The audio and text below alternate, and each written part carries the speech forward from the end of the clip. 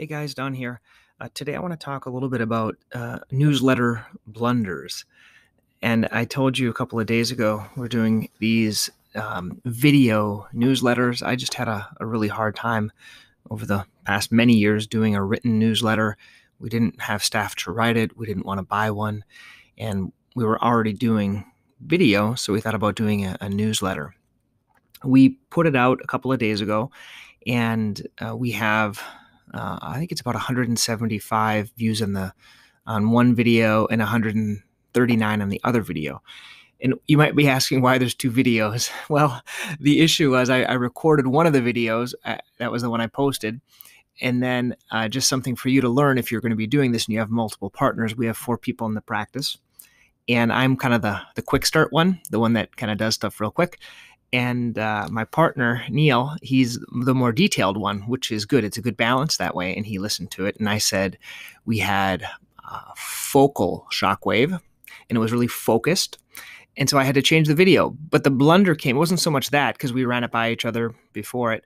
The issue was then in our medical record, we have about 30,000 patients or names or emails or cell phones. And the way we're sending it out is via that medium. And the nice thing about doing a newsletter via video is you just have a couple of points, and I'll put a little link underneath it here if you want to watch the video again. But basically, it's just a couple of points that we were covering, and that's really easy to send via email. So basically, we said, hey, watch this 3-minute video, the newsletter for January 2021. And a couple of bullet points. And one of those bullet points had like an article that my partner wrote on his streaking in terms of streaking, his streaks of running. And there was another replay of one of our webinars that we did that we're going to be talking about later in our next group session. And it was good, nice and short. And so the cool thing is you can send it out via your email list, really easy. It basically, people look at it, it's 3 minutes. Okay, I can do 3 minutes. If it's a 5-page newsletter, a lot of people just don't have time for that.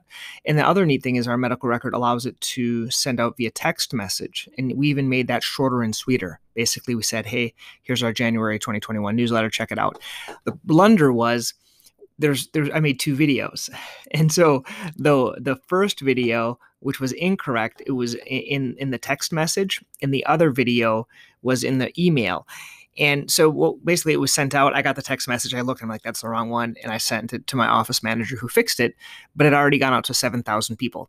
So it's just a learning experience. If you do multiple videos, probably delete the previous one, test it again before you send it out. There's a function within our medical record to test things before we send it out. But that was the blunder with this first video newsletter. But on a better point, and I just want to really focus on accountability here, because that's a big issue for us.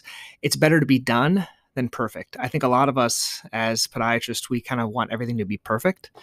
And it's better to be done and having progress and trying things out, because it's only by trying it that you're going to learn. And so I think it's better just to do one. It's not going to be perfect. You'll improve it for the next time. That's really the key. Because if you want to make it perfect, you're never going to do it. And that's what I was doing with a written newsletter. I was always, I need to write it. And I just didn't have the bandwidth to write it or someone else to do it for me. Okay. Hope you enjoyed that. Bye-bye.